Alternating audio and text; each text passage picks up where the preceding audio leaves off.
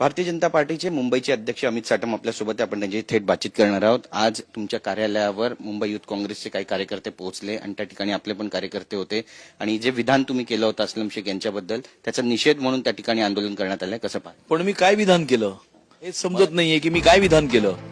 असं आहे की अस्लम शेख यांनी मंगलप्रभात लोढा यांच्यावरती वैयक्तिक अशा प्रकारची धमकी दिली होती.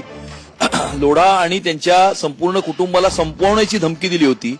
मी एवढंच म्हटलं की अस्लम शेख तुझ्या धमक्यांना आम्ही भीक घालत नाही आणि पाकिस्तानची औलाद अस्लम शेख यांना अजिबात आम्ही भीत नाही आणि अस्लम शेखनी राबवलेला मालवणी पॅटर्न हा कायमचा आम्ही उखडून फेकून देऊ आणि येणाऱ्या काळामध्ये मालवणी पॅटर्नला आम्ही गाळून टाकू असं मी म्हटलं. आणि ते परत म्हणतो त्याच्यात चूक काय किंवा ह्याच्यात आक्षेपार्ह काय.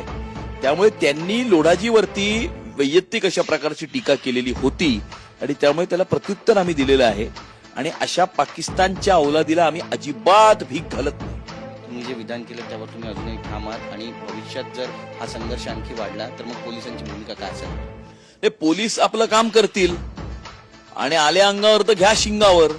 त्यामुळे अशा कुठल्याही पाकिस्तानच्या औलादीला आम्ही घाबरत नाही आणि मुंबई शहरातून ही हिरवी पिलावळ ही येणाऱ्या काळामध्ये पूर्णपणे संपवण्याचं काम हे करण्यात येईल.